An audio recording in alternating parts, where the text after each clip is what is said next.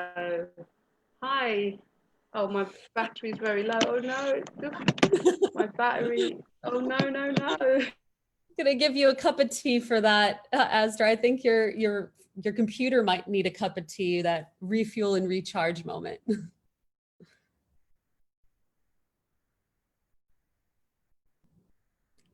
So welcome to this tea time chat with Astra, and I'm Susan.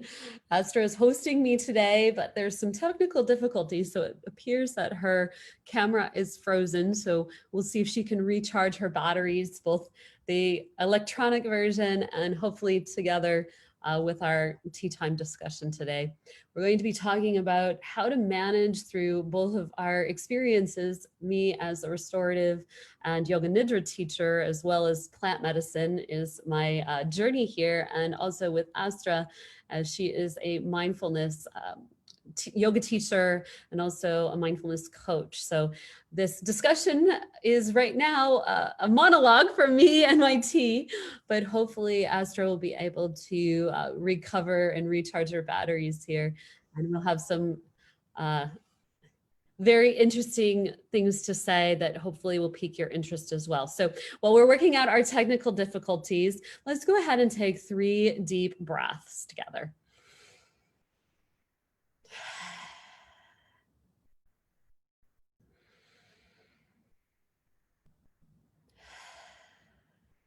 And that 3rd deep breath, really breathe it into the back body.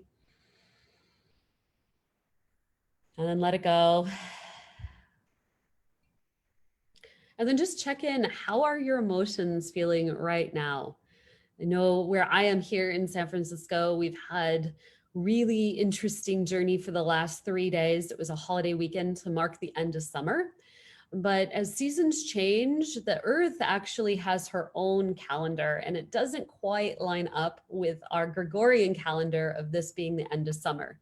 So for the last 3 days in San Francisco, it has been really, really warm, nearly 40 degrees for those of you everywhere else in the world but the States, and over 100 degrees a couple days ago here. And our air quality is so bad. I'm looking out right now and the sun is almost looking like it's sunset and it's midday. So it's been really challenging to have the earth rhythm really be in sync with our own ideas, our mind, and the pace of life that we've been really going full throttle for quite a while now. So taking those 3 deep breaths and really reconnecting with nature. And there's some nature right there. Hi, Astra. We just did 3 deep breaths while we were waiting for you, just to see what was going on with our emotional my battery. I'm so sorry. Are you still live? Yes, we're live. So have your cup of tea. We did 3 deep breaths, checked in with our emotions. San Francisco, the weather was triple digits and the air quality was in triple digits for particles. So there wasn't windows to open anyway to breathe fresh air. So it was good to have 3 breaths of fresh air and have a cup of tea. Thank you so much for holding the fort, Susan. You are fantastic. You're a complete natural. I'm not. Well, we're trying to be natural, right? I got my chamomile here, which is what I wanted to share with you today. I don't know if you can see her. She's actually dropping onto the computer. Okay, so did you grow that? I know that you grow your own stuff. Yeah, this is chamomile. And I'll try to pick it off the keyboard without the keyboard having a mind of its own.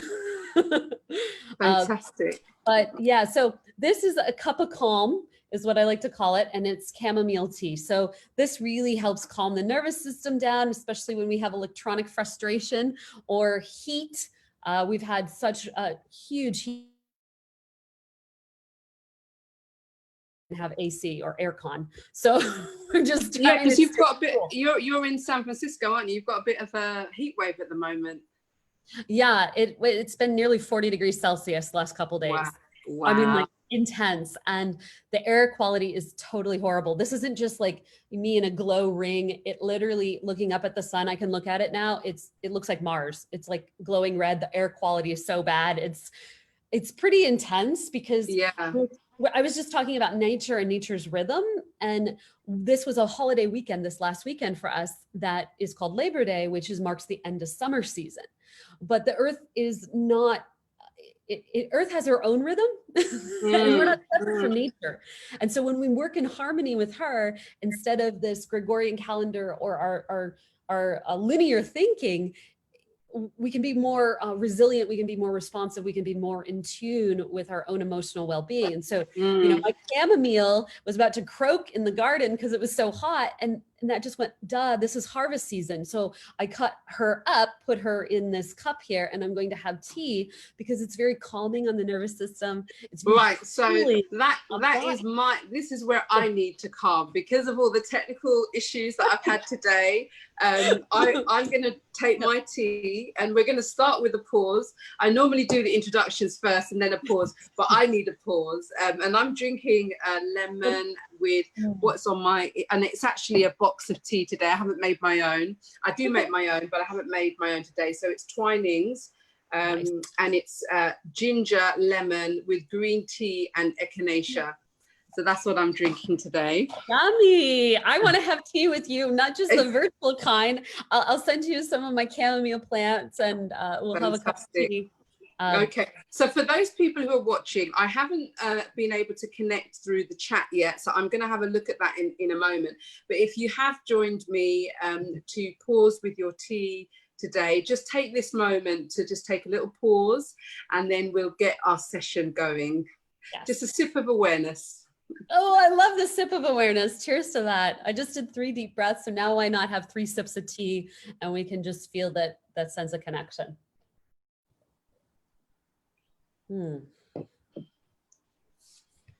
So I needed that. So Susan, beautiful. Yes. I think did you sorry, and I think because I'm now on my phone, the volume is playing tricks. Can you hear me clearly? Do I need to put headphones on? Nope, sounds great. Great. Yeah, so did you get an opportunity to introduce yourself when I was fumbling around trying to get a charger together?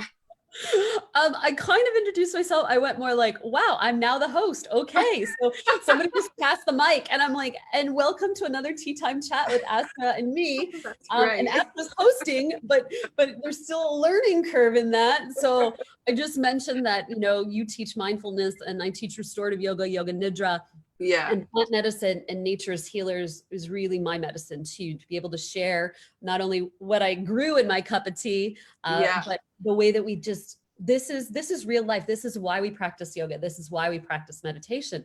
So we can take those 3 deep breaths, which I practiced with your audience, and where you just said, let's pause and have a sip of pause, or what did you call it? Sip of awareness. Sip of awareness, yes. So I do mindfulness workshops for everyday people, but also within workplaces, organizations who are interested in reducing stress for their employees. And yeah, so my name's Astra Farquharson, for people who have jumped onto this and want to know what it's all about. I'm a mindfulness mentor and founder of Therapy Yoga. So I'm really about sharing everyday mindfulness tips and takeaways, but also offering accessible yoga for everybody. So that's kind of what I do. And as I said before, I specifically work with organizations and businesses who are wanting to share the tools of mindfulness to have happier and healthier employees. So that's me. And today I wanted to discuss difficult emotions, and I feel that having these tea time chats are really about discussing things that we wouldn't kind of discuss on an everyday basis. And actually, when you're teaching a workshop or a yoga class, things like this, we don't go into depth around things like difficult emotions and how we can manage and attend to ourselves when we're experiencing difficult emotions. So I thought we would start by just naming difficult emotions and the types of things that I know you probably get in your classes, where people are saying, this is how I'm feeling, whether it's vulnerable, whether it's guilt, whatever the emotion that doesn't sit well with us, that tends to repeat itself actually, and unless we address it and unless we confront it and unless we attend to it. So I just thought we might have a little discussion about the types of emotions that we're naming. Yeah. And then I'd love for you to share with me from your experience how you advise people to attend to those emotions with all of your, various influences, whether that's restorative yoga, nature's healer, all of your nature stuff. So that I'd really love for us to have that discussion. So before we do that, though, I'm going to just see if there's anybody joining us for the conversation. And if there is, if you are on, please drop into the chat any difficult emotions that you would quite benefit from having some advice around, holding a space for today in this discussion. And, the discussion's around half an hour. We go over a little bit, but it's meant to just be a pause, a break in the day. So I'm just going to see if we've got anyone. Feel free to have some more tea, Susan, while I just check who we have. Well, first, I'm going to smell the chamomile because I think that the sense of smell is primal. And when we focus on the breath and the breath awareness, first through the tip of the nose. And when you smell through the tip of the nose. So it's really just a primal and primary way. Yeah, absolutely. To really check in. And I think checking in is really a great way to meet yourself where you're at with your emotional Richter scale. So whether you have, an electronic interference and, you get agitated or frustrated or whatever the spectrum is for you, just having that pause and, the sip of tea, the sense of taste and the sense of smell start that continuum to really go inward, to be in touch with what that is. And the more in tune you are with that, the more the medicine is literally right at your fingertips. So, a lot of us are agitated, we're worried, we're stressed, we're even fear-based. These are all root chakra things coming up. Our foundation is getting rocked. Whenever you find just even this chamomile right here, it's a natural tonic to the nervous system. And so the nervous system is a very fine wire and it can get frazzled, just like our electronics could get a little frazzled here too. So just being able to have that sense of smell and the sense of taste. And I think there's really something very primary in that can really help us to the roots of our emotional being. And that's a really good point, because I feel that it's not an accident that I find tea so comforting, as you say, in terms of the stimulating of the senses, the way it smells, the warmth, just that comfort. I find we can use those things in everyday life. And, a lot of people, tea or coffee or whatever it is their go-to. So I think that's a really interesting point about that primal resource, really. Yeah. I'm still trying to get access to the chat. It's saying, can you see the chat, Susan? You're not on your Facebook either, are you? It's just on mine, isn't it?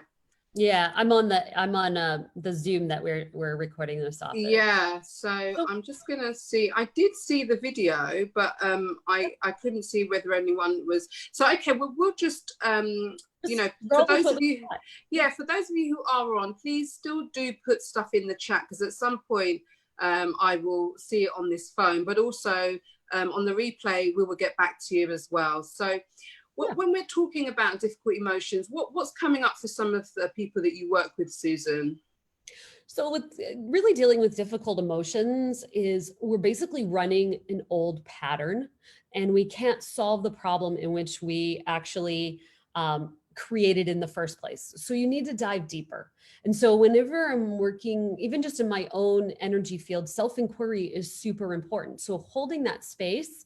And as we just mentioned, just the sense of smell. So I have the chamomile, breathing that in changes your whole electrical wiring, so to speak. That moment to sip the tea, again, soothing, it changes your energy channels inward. So anything to draw us inward will start to get deeper down on that self-inquiry of where your emotional baseline is. Because a lot of these emotions are symptoms.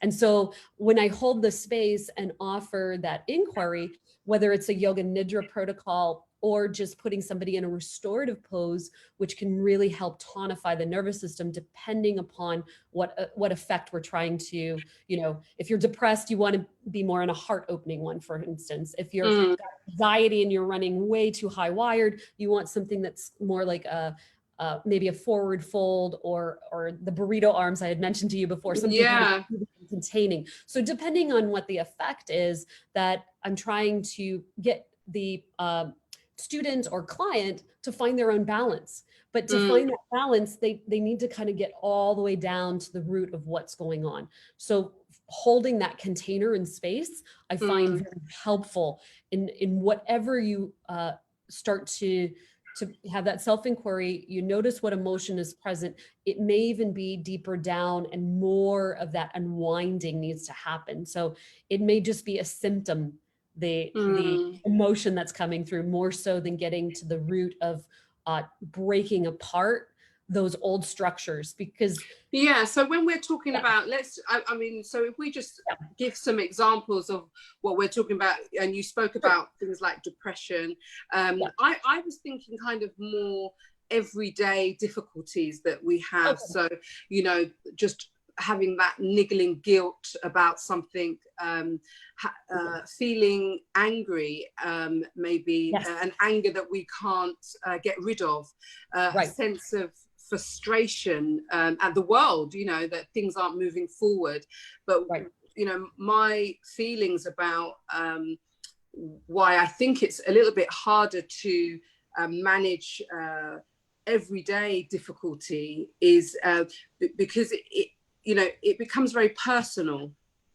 Yes. And so when we start to identify what's going on with us, we tend to label it as if we own it. So it's kind of like, I'm angry, or I'm vulnerable, or you know, or I feel guilty, rather than trying to find ways of detaching yourself from the emotion itself. And maybe looking at it as a phenomena. So, you know, I'm feeling a sense of anger, or I'm coming into feelings of vulnerability. So it's not, you've kind of separated it out from that ownership of the emotion itself. And I feel that that's one thing from a mindfulness perspective that you can do to begin with, that kind of disassociate the emotion to your your personality, and think, well, I'm just that. Because I've heard that a lot when I speak to people. They say, well, I'm just this type of person, you know, I'm this, I'm that, I'm this, and they're setting in motion that deep dive of that pattern. So do you know what I mean? So they're attached to the pattern, and so they can't move forward from that pattern. So they're trapped in that paradigm of being identified with that. And so hitting the space, like I mentioned, just the sense of smell, the breath, you know, pranayama is one of my favorite yoga practices and tools, not just the physical postures, which are called asana, but the pranayama, the breath practices that can help deal, you know, you've seen people who have to take deep breaths because they're just really hot-headed, you know, like have to, like just sighing out can release a little bit of that pressure valve that people have. There are deeper breath techniques to explore as well in the yoga. And I might offer a protocol on which particular pranayama might be very helpful to have in your toolbox when you feel these difficult emotions arising. Because that would be brilliant. I mean, that things like that, I think, are really needed, because what I find is that within the yoga world, and so, you know, the reasons why I really like doing these chats is that this is not really necessarily for people in the yoga world. It can be for people that are in the yoga world or the mindfulness wellness space or not. And one of the reasons why I think it's quite important is to break things down in a way that can be used in every day. And so you mentioned pranayama. So if you had something like, I don't know, I don't want to put you on the spot, if you had like a breath practice that you felt would be really helpful if you're holding an emotion that you just can't get rid of, you know, just something that's just, you know, it's on your back, you wake up in the morning, you're thinking about it. I mean, grief is like that.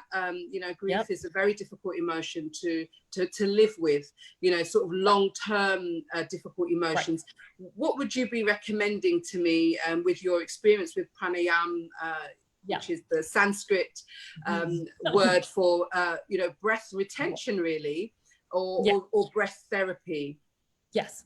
Well, the first thing I want to say as a disclaimer too, is that if anybody here is speaking on a very extreme spectrum, we are not trying to diagnose, cure anything, please talk to a medical professional. These are just to literally let the valve out. So this is on an everyday, if it's Everyday tools. chronic or extremely acute, and you're really falling off on that spectrum where you need to get professional assistance, please find that.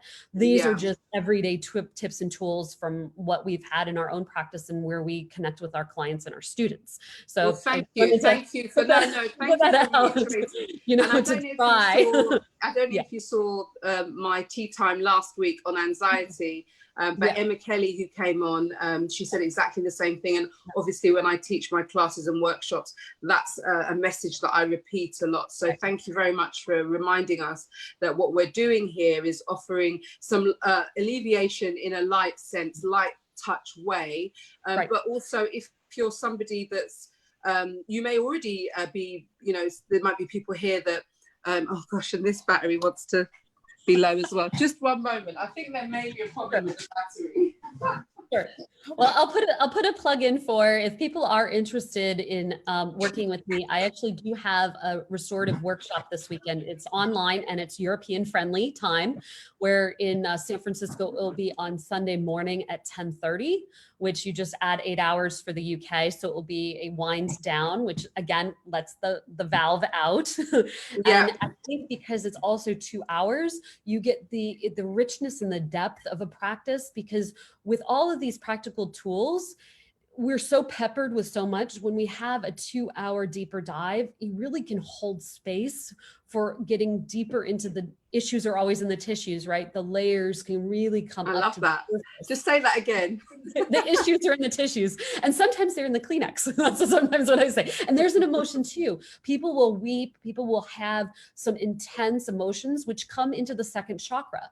I mean, that's where our womb of creativity and creation is there. It's our gut instinct. So let's break that down. So we're talking about the second chakra. So is that the chakra that you associate with difficult emotions? Yes. So when we're talking about chakras, it can live everywhere, but for most, that's the kumbha, that's the pot of emotion, and we feel it, right? We feel when our stomach gets clenchy and hard, that low grade of anxiety.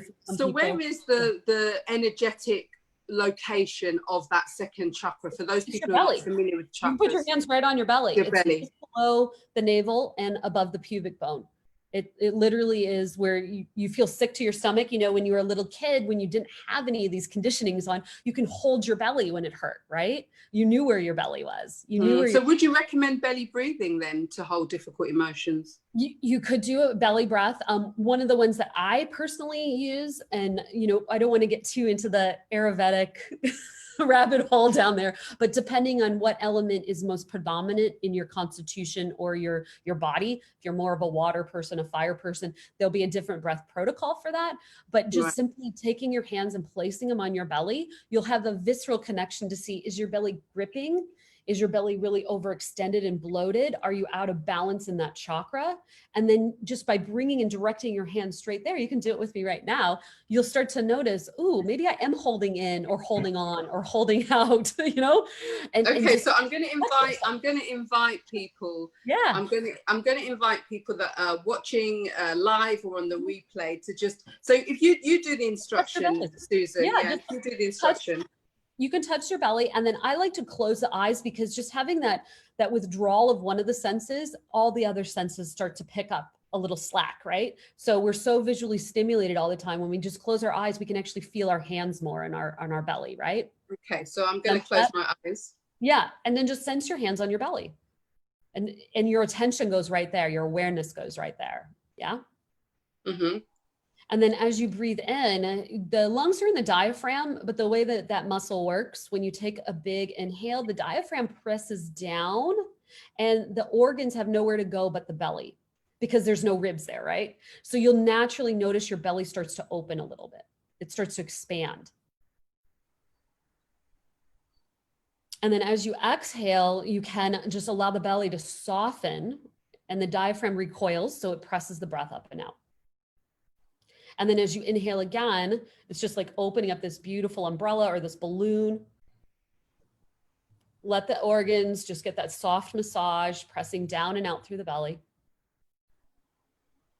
And then the exhale, just soft, smooth exhalation as the diaphragm lifts those organs back up to where they normally like to live. And it almost is like when we get the sense of touch and massage. You can even do that on your hand. You can even start to move your hand in a little bit of a circle direction, and that can feel really soothing and stuff. So just simply directing attention back into the belly and taking that belly breath starts to soften the blow of the emotion of whatever you are on your spectrum. I mean, that was amazing. And what I noticed about that was that I automatically started to breathe out slightly deeper, and my in-breath was more controlled. So I instantly felt, you know, because a lot of the time with difficult emotions, you feel quite heavy in the shoulders, don't you? You feel quite heavy. So you kind of need to understand what's going on for you physically to attend to it. So what I found there is, you know, all the tension, all the technology issues I'm having right now, it's not exactly, you know, it's trivial, but it, you know, it's creating some physical tension. I found that when I placed my hand on my belly, my shoulders just wanted to drop down, and that focus on the rise and fall of the belly was really quite a comforting focus. So thank you for sharing that. So yeah, you know, please drop in the chat if you tried that practice.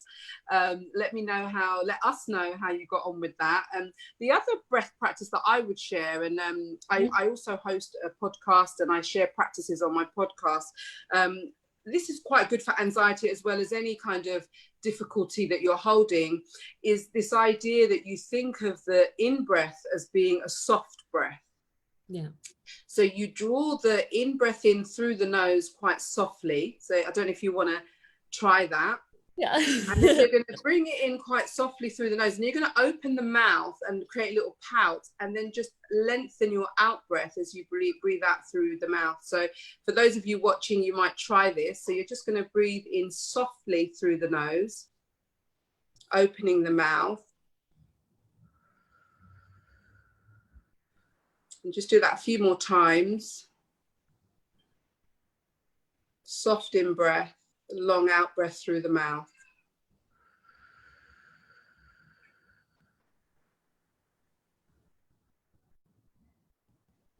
How did you find that? I really liked that. It also, maybe because I'm a gardener and I love being out in nature, I see it as called rose petal breath. I've experienced that before actually it was a prenatal teacher training that I was in. As you can imagine, a lot of people in restorative yoga are people who have either pre or postpartum that just really need to have some space to get quiet and calm. So I, you know, one of my favorite colleagues here in San Francisco, she calls that rose petal breath. And I'm going to labor. So, yeah, like that's amazing. Rose petal breath. So, and it's very cooling too, you know, so that's kind of what I just kind of noticed that most of the yoga practices, we don't breathe out through the mouth. Yes.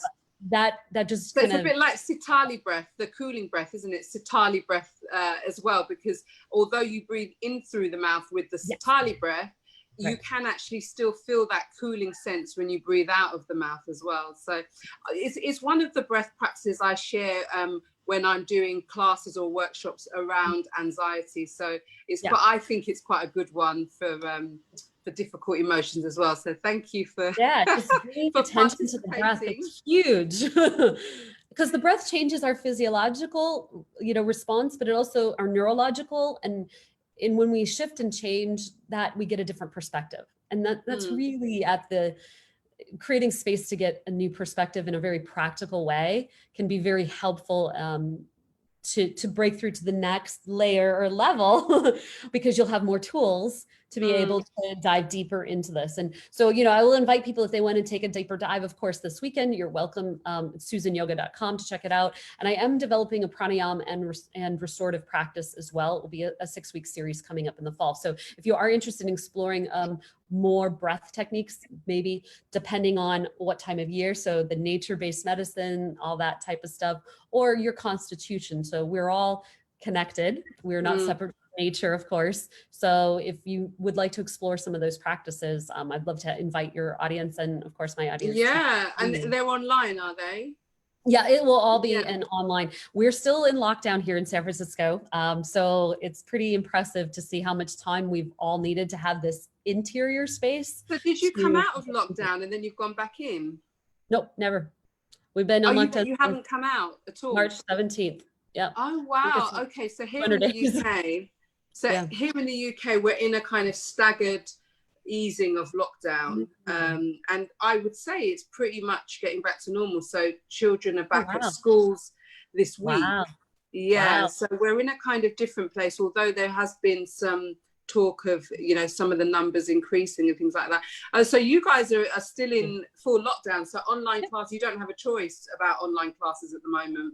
Yep. Yeah, I mean, There's a place for both. And I think because I've now talked to people in Singapore and across the world, people are at different levels, this can also trigger a lot of emotional turmoil too, right? So just getting at the emotions of being on a roller coaster, it really is challenging. So finding just taking these moments to have stop and smell the chamomile or the roses, take a moment to have a cup of tea, ground yourself, really feel, because I think that was also with the belly breath, when we sink our awareness down further, I feel a lot more settled as well too.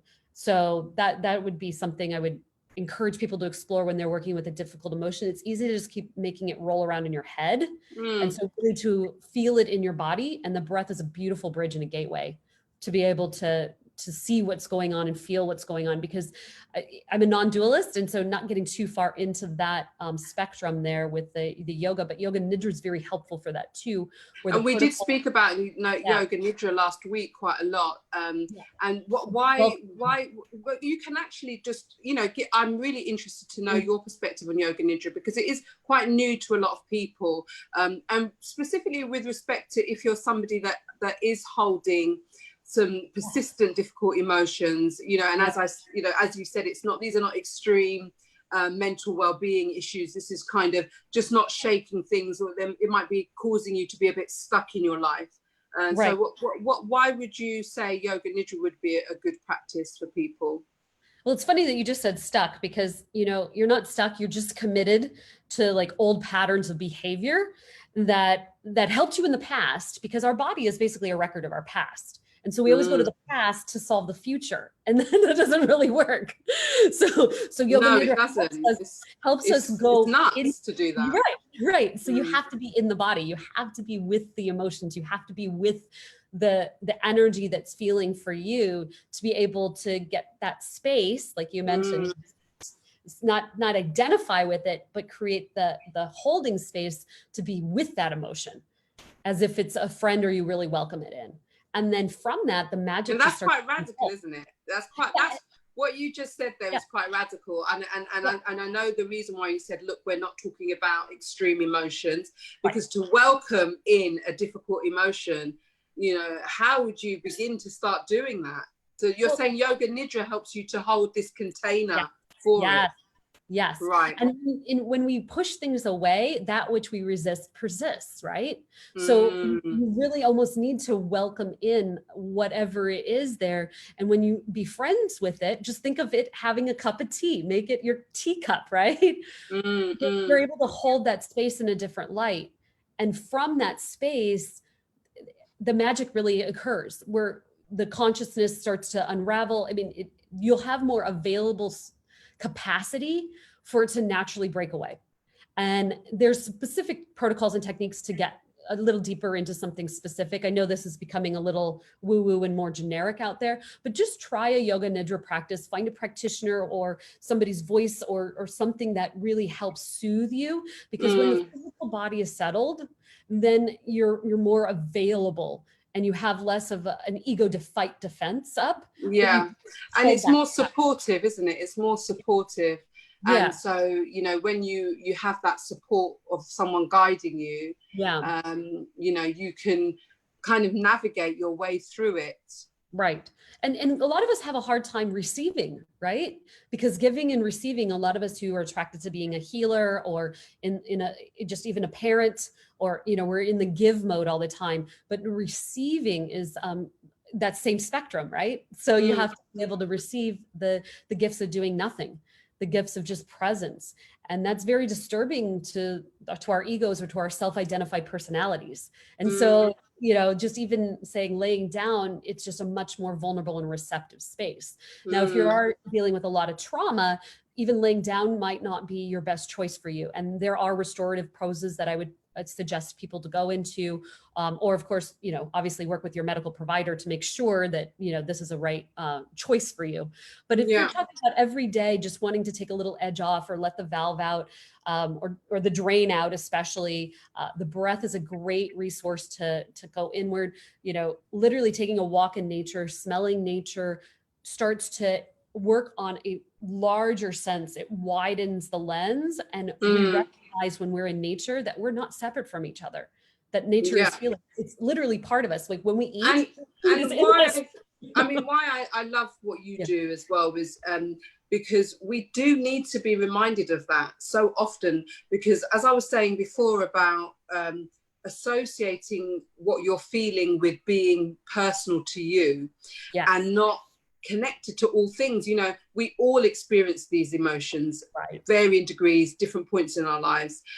We're all connected through our emotions. So when we start to see it more as a human condition, and so just coming back to you've literally just listed your top tips, and I tend to want to do that towards the end of the session. And I like, when I do my workshops, there are 3 things that I focus on, and I think you've covered it, and that is be in your breath. So when you're when you're holding something, whatever that emotion is, you be in your breath to start with. The second point is to be in your body. So you talked about things like areas in the body that may give you that connection, like the belly, with the belly breathing that we did. And then the last point, the belly breathing. And then you did mention something about things drawing down. So it might be the base chakra as well, the Muladhara chakra that we think about, possibly. So I've got my Sanskrit on lockdown here. Good. There's always more to learn. There's always more to learn with Sanskrit. And so and then the last bit, which I always like to remind people, is that be human. You know, we are just human, as you say. And you know, that human connectedness is what will detach us in some ways from the feeling of that heavy association of that emotion with you as a person. So I've literally just managed to get some comments up. We have Rachel. Hi Rachel, it's so good to see you. I don't know if you're still on the chat. And Rachel said that she needs some chamomile tea. That was her comment. So she may be having one of those days where she needs some chamomile tea. And for those of you who have jumped on during the course of the conversation, please do drop in any comments about whether any of this has resonated with you, whether you are using whether you might use some of the tips and the techniques, whether it's the breath practice, or you might be thinking about yoga nidra or coming to a yoga class. I'm doing online yoga classes. Mine start back on the 23rd of September, but I will be doing a community class next Wednesday, 7 p.m. So I'm going to be dropping some more information about that. So that means people could just come and try my class, you know, for free. And then my course, 5-week course, starts from the 23rd of September. And my style of yoga is a gentle style of yoga, and I'm really about mindfulness-based yoga. So how can we attend to ourselves as human beings, feeling connected to one another, but also just, you know, letting ourselves off the hook, because we're dealing with so many complexities of issues in the world right now. And we need to prioritize that sense of self-awareness, self-kindness, whatever the self technique is. We need to be coming into that often enough, so we avoid things like burnout. I've got Lucy who's jumped on. Hi Lucy, so good to not see you, but it would be good to see you. But I can see that I can see that you've jumped on. Thank you for joining us. But yeah, so Lucy, let us know if there's anything that's resonated with you today. And then I'm just going to let you, Susan, talk about your offerings for the next few weeks again, where people can find some of your restorative, your yoga nidra, and you do nature healing work as well. Yeah, I do. So the best way to get on my email list, basically, because then I can have direct communication and you can click the link on whatever the suite of services I offer that might pique your interest. What's coming up like in the immediate future is this Sunday, which is September 13th from 10:30 in the morning here in San Francisco. So add 8 hours. So it's a wind down for those in the UK or in Europe. So Europe friendly. And that is a 2-hour deep dive. It's really rest and restore. So we'll spend 2 hours. We'll talk a little bit about how we need to do a ritual reset for the season. This is harvest season. So we'll talk a little plant medicine, as well as some essential oils that might help support you in moving into the fall season. If you are from Australia or New Zealand, you'd have to catch the recording because it's unfortunately not at a friendly time for you, but you're coming into spring. So you can spring forward into this practice. And then also the pranayama and the restorative work that will be coming up as well on the other side of the equinox. And then the best way to, like I mentioned, is just go to susanyoga.com, or you can put in the chat your email or PM me when this goes up on our website or on our Facebook sites. And then we're both pretty Who knows active what we're on? Instagram. What are we on at the moment? Are we on I Facebook? know. Are We on try to get this Instagram? on Instagram too. So unfortunately, my audience is mostly on Instagram. Is not catching this, but my Instagram handle is just my name, Susan Topf. So you can find me on Instagram. Yeah, I love the way you consider all the time zones. I don't. I'm just like, I'm here at 6. Just come or don't come. Well, my local work is going out in nature. I have a hike in 2 weeks here in Sonoma County, but you know everything's on fire right now, so we're kind of a little holding pattern. Wow. Okay. To get people that's to keep difficult. keep energy inward. But I do garden consults as well. So if you are looking to want to grow chamomile, this actually does grow very well in the UK because we both have a maritime climate, Astra. So San Francisco and I'm still not planting anything. we can still grow the same stuff. But I'd love for you to do some videos because online, and you know, I'm pushing you to do that. I'd love for you to do some videos about all the stuff that you grow and how you grow it, and you know what is some of it's on Instagram, so you can look. I'm sorry. You can look through the feed. There'll be more, and then you know you call it green fingers. We call it green thumbs here. So there's just a little bit of a difference in that. But you know, when we keep growing green, whether it's the green heart chakra or working with plant medicine and being in nature itself is just good medicine. And speaking in is so important. And we didn't even realize. We've got Mav who just jumped on, and she said it's so good to be reminded of the importance of self-care and connecting with nature. Thank you, Mav, for that comment. Excellent. Well, listen, I appreciate you. I appreciate all my guests. Thank you for joining me again. I came onto your platform the last time. But it's always lovely to talk to you, Susan. You've been very generous with your advice, and you know, jump onto Susan's classes. And I said, if you're interested in my classes as well and my offerings, just you know, send me an email, send me a message. My handle on Instagram for those people who are more Instagrammers is @therapy-yoga. And you can get more information there, or if not on my Facebook page. So I'm gonna bid you a good day because it's in the morning now, isn't it? So have a fabulous day. Enjoy the rest of your tea. And thanks again. Thank you so much, Astra. Bye for now. Thank you. Take care. Bye.